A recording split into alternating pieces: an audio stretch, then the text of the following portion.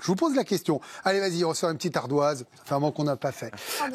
L'OL, est-ce que l'ambition d'aller au bout est plausible, possible pour vous? C'est oui, c'est non, ou ça nuance? On regarde les ardoises. Pour Alicia, bah oui, l'ambition d'aller au bout. Pour Jeannot, qui est en train d'écrire un roman, je vous donne la réponse dans un instant. Pour Anthony, c'est non. Jeannot, c'est quoi? J'espère que oui. C'est un j'espère que oui. Ah, nous aussi. C'est un oui pour c'est un oui pour Olivier. Laissons sa chance au produit. Anthony, vous êtes le seul nom de la team. Vous préférez écouter leurs arguments et après les envoyer dans les cordes ou vous voulez démarrer? Non, je vais démarrer. Allez-y. Non, parce que c'est évidemment que c'est facile de dire, j'espère que oui. Moi aussi, enfin, je veux dire, j'ai rien contre les Lyonnais. C'est agréable de bosser à côté d'Anthony, voilà. Jeannot. Hein. Donc, on peut même penser que c'est possible. Parce que je veux pas non plus qu'on m'insulte si jamais il a eu la coupe. Mais je pense qu'ils auront d'autres soucis que forcément gagner la Ligue Europa sur cette saison, qui est quand même une saison très particulière pour l'Olympique Lyonnais. On sait d'où ils reviennent. On sait aussi quelle est la profondeur de leur effectif. Alors tout se passe super bien, mais tout s'est passé super bien avec un match par semaine. Et je pense que là, ils vont découvrir une autre vie, d'autres contraintes, un rythme qu'ils connaissent pas et qui va éprouver des limites qu'on connaît pas encore et qu'on peut peut-être penser Pourquoi parler de limite d'effectif? Oui, ils ont un effectif plus faible que l'an passé, Lyon? Non, je dis pas forcément plus faible, mais je pense que pour jouer sur deux... Ils sont allés où l'an dernier? Mais je pense que pour jouer sur deux tableaux, ça peut être compliqué. Ils sont en quart de finale contre Manchester United.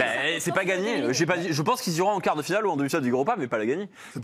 C'est un début de Non, et puis après, je pense que l'enjeu peut-être majeur pour Lyon cette année, c'est d'arriver à se qualifier l'année prochaine pour la Ligue des Champions, avoir la manne. En gagnant la Ligue Europa? Oui, mais c'est toujours un chemin très risqué quand même. C'est presque moins risqué vous faites ça. que le championnat. Non, je pense qu'en Ligue 1, c'est plus facile d'arriver par la Ligue 1 avec la concurrence actuelle en Ligue 1 que d'y arriver sur un match en finale de Ligue Europa, où c'est quand même toujours un peu tendancieux. Donc je pense que s'il y a des arbitrages qui sont faits à la fin au printemps et qu'il faut choisir quelques matchs, je pense que la priorité pour Lyon, ça sera d'aller chercher cette match de Ligue des Champions via la Ligue 1. Après, Anthony a dit, et peut-être à juste titre, l'effectif peut-être de la saison dernière, en tout cas en termes de quantité pour jouer sur deux tableaux, est peut-être meilleur. Mais en tout cas, regardons sur cette saison. On a fait une équipe des titulaires et une équipe des remplaçants avec une équipe de l'Olympique Lyonnais qui va jouer tous les 3 jours.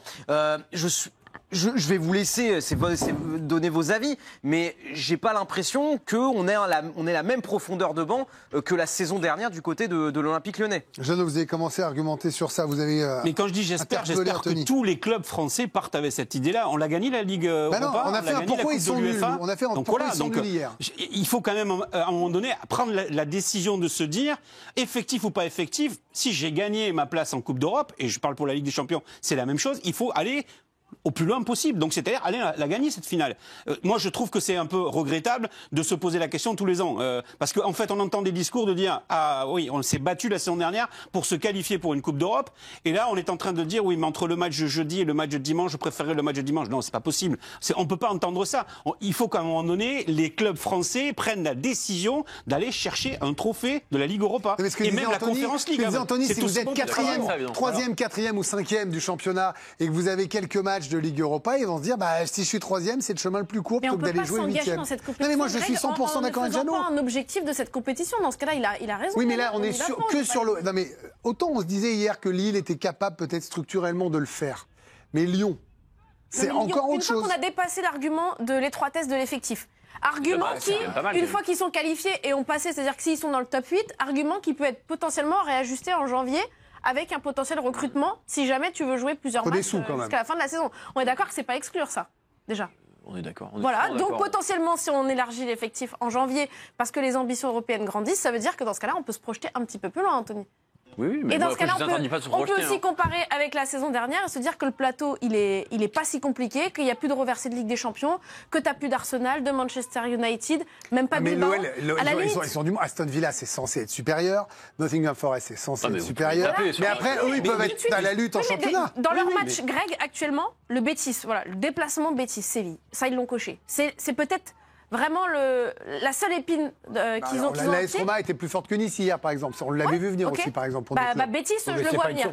Le Betis, je le vois venir. Pour le reste, le cahier des charges, se qualifier dans le top 8. Et une fois, s'ils arrivent à le faire, ils se renforcent. Et donc on est mais laissons faire un peu les Lyonnais. Je trouve moi, je pense qu'ils ont les arguments pour y arriver. Je ne sais pas si les autres équipes de la Ligue Europa ont un effectif pléthore.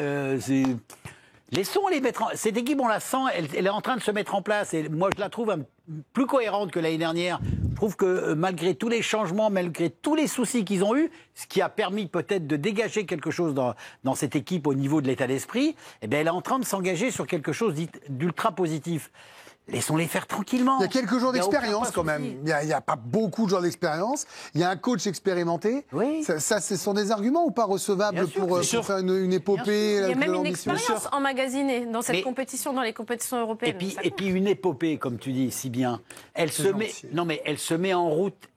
On ne la devine pas au départ. Il y a des équipes qui ont fait des trucs extraordinaires alors qu'on pensait qu'ils étaient faibles, qu'ils n'étaient pas prêts. Mais non, ça se met en place, tout doucement. Et c'est vrai que l'importance... C'est-à-dire quoi, le gain de confiance au fur et à mesure? Mais bien sûr, ça dépend. Le premier match que tu fais...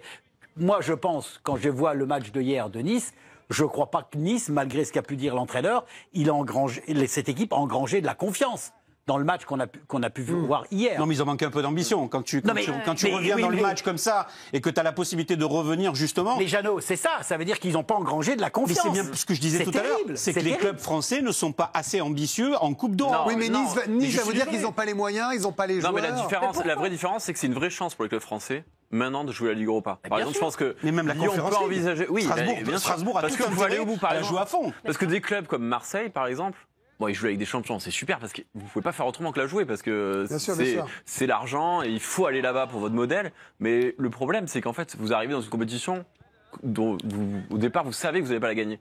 Là, la bénédiction pour Lille et Lyon, c'est qu'ils savent qu'ils peuvent la gagner. Bien sûr. Ça, c'est vraiment sportivement, c'est la compétition la plus intéressante pour le club français. Mais non, mais on est tous d'accord sur ça. Moi, je vous explique juste que pour moi, ça sera très dur d'aller au bout. Focus sur l'adversaire quand même ce soir. Oui, je voulais vous parler d'un joueur qu'on apprécie et qui va possiblement connaître sa première titularisation de la saison ce soir face à l'Olympique Lyonnais. C'est l'attaquant international ivoirien Sébastien Haller qui a enchaîné les pépins physiques ces dernières semaines. Il n'a toujours pas marqué cette saison. Il revient à Utrecht après un premier passage de 2015 à 2017 et son entraîneur Ronias le dit prêt physiquement pour débuter, ce qui est une bonne nouvelle pour le club néerlandais privé de plusieurs attaquants.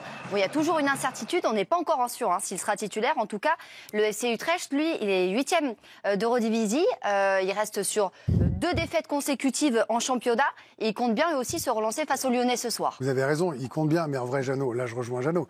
Normalement, vous êtes l'Olympique Lyonnais et c'est pas que sur le nom.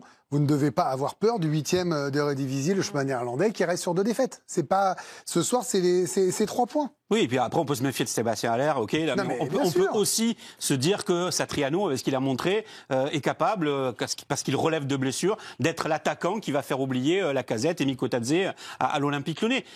Je trouve que Lyon a les arguments. Voilà, ils ont les arguments. Déjà, dès ce soir, pour aller gagner à Utrecht, je pense que c'est faisable.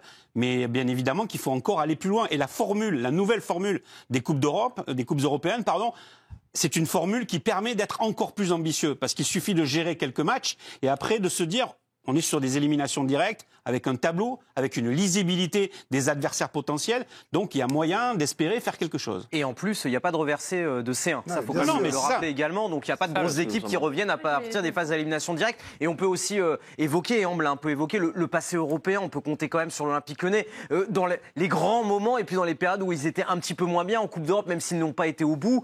Ils ont souvent fait, que ce soit en C1 ou en C3, des derniers carrés de compétition. 2019-2020, souvenez-vous, cette demi-finale perdue face au Bayern, on s'y attendait pas forcément à ce que... il y avait le match contre Bordeaux juste avant, quand même. Voilà, donc, mais c'est quand même assez énorme. Mais on peut rappeler, et c'est dommage, parce qu'ils sont restés sur un traumatisme dans cette Coupe d'Europe, ce qui s'était passé face à Manchester United en quart de finale. 3 finales Marseille, une finale Bordeaux aller-retour, une finale Bastia aller-retour. Enfin, c'est pauvre. Mais en fait, moi, quand on parlait de Lyon ce matin, c'est marrant, quand on évoquait ça ensemble en conférence de rédaction, je cherchais une vraie épopée. Mais en fait, c'était assez injuste, mon raisonnement sur l'OL. Mais il leur manque une finale par rapport à Paris, à Marseille, à Monaco. Alors qu'ils ont beaucoup de demi. Voilà, ils ont beaucoup de participation, beaucoup de choses comme ça. Mais peut-être que c'est en fin d'année sur le plus inattendu. Finalement, le PSG avait gagné l'année où on pensait qu'il ne gagnerait pas. Alors, je ne fais pas la comparaison du budget des joueurs, mais... Pourquoi pas, vous voyez Non, mais c'est rageant la saison dernière, le match à Manchester. C'est une anomalie, Greg. C'est pas logique que ce jour-là, il n'ait pas eu la lucidité de calmer le jeu et de remporter ce match. Je fais un petit tour de table rapide avant qu'on joue. Je vous pose la question. L'OL top 8, à l'issue de la phase de ligue, vu le calendrier, vu les adversaires, même si on en croit les cotes, ils ne sont pas censés être dans le top 8. Est-ce que pour vous, il y a un top 8 possible? Tous les quatre, vous me répondez. On commence par Olivier Rouillet, les gars, les filles en régie. Olivier, top 8 ou pas l'OL? J'ai plus le calendrier de... Mais vous avez les gros adversaires en face. Mais top 8, oui. Voilà. Oui, moi, oui, obligatoire. Alors, Olivier va peut-être réviser sa réponse une fois qu'il je aura vais donner été les adversaires potentiels. Anthony Clément. Tout à fait. Tout à fait. Top 8. Et Jeannot. Ah oui, Ah oui, aussi. Convaincu, oui, tout à Alors, fait. attendez, on retourne voir la rouille. Alors, Olivier. Je reste dans les 8. Bah, très bien, vous restez dans les 8. C'est parfait.